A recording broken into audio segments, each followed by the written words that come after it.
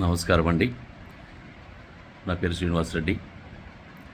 ముఖ్యమంత్రి శ్రీ రేవంత్ రెడ్డి గారికి, ఉప ముఖ్యమంత్రి శ్రీ భట్టి విక్రమార్క గారికి, రెవెన్యూ శాఖ మంత్రులు శ్రీ పొంగులేటి శ్రీనివాసరెడ్డి గారికి, ఇతర మంత్రివర్గానికి, ప్రభుత్వాధికారులకు, తెలంగాణ రాష్ట్రానికి నా హృదయపూర్వక నమస్కారాలు. సార్, నేను రియల్ ఎస్టేట్ ఏజెంట్ని. ఇక్కడ హైదరాబాద్లో గత 15 ఏళ్ళుగా రియల్ ఎస్టేట్ చేస్తున్నాను. కానీ సంవత్సరం నుంచి ఎటువంటి డీల్స్ నాకే కాదు, చాలామందికి, మీరు ఏ రియల్ ఎస్టేట్ ఏజెంట్ని మీరు టచ్ చేసినా కూడా ఎవరు పరిస్థితులు బాగాలేవు, ఎవరికి డీల్స్ కావట్లేదు అని చెప్తారు. సో ఏజెంట్లు అందరూ ఉన్న అప్పులు తీర్చలేక, పిల్లలను స్కూల్కి పంపించలేక, కాలేజీలకు పంపించలేక, ఇంటి రెంట్లు కట్టుకోలేక, ఈఎంఐలు కట్టుకోలేక చాలా చాలా నానా అవస్థలు పడుతున్నారు. సో ఈ పరిస్థితులు ఇలానే కొనసాగితే రియల్ ఎస్టేట్ ఏజెంట్లు చాలామంది ఆత్మహత్యలు చేసుకునే పరిస్థితి దాపురిస్తుంది.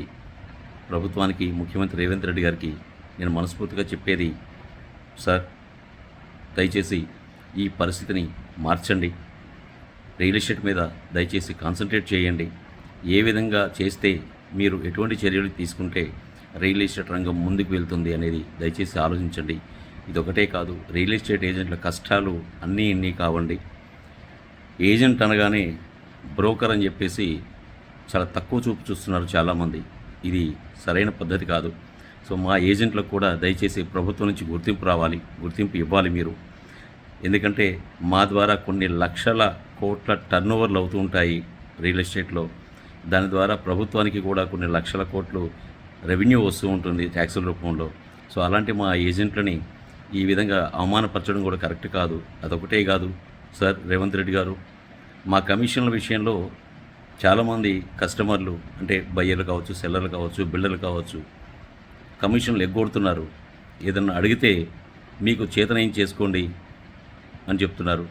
పోనీ పోలీసులన్న సహాయం చేస్తారని వాళ్ళ దగ్గరికి వెళ్తే ఇది సివిల్ మ్యాటర్, మాకు సంబంధం లేదని చెప్తున్నారు. మేము ఎవరికి చెప్పుకోవాలండి? మాకెవరు పెద్దెవరు? పెద్దదిక్కెవరు? ముఖ్యమంత్రి గారు మీరే కదా, మమ్మల్ని చూడాల్సింది మీరే కదా. ఇలాంటి పరిస్థితులను మీరు మార్చాలండి. దయచేసి మా కష్టాలని గుర్తించండి. ఈ కష్టాలకి ఫుల్ స్టాప్ పెట్టండి. ఒకప్పుడు వైఎస్ రాజశేఖర రెడ్డి గారు ఆరోగ్యశ్రీ అని తీసుకొచ్చారు. ఇప్పటికీ ఆయన మరణించినప్పటికీ ఆయన ప్రజల గుండెల్లో సజీవుడిగా ఉన్నారు. ఇప్పుడు కూడా మీరు కూడా మా రియల్ ఎస్టేట్ ఏజెంట్లకి కమిషన్లను చట్టబద్ధత చేసి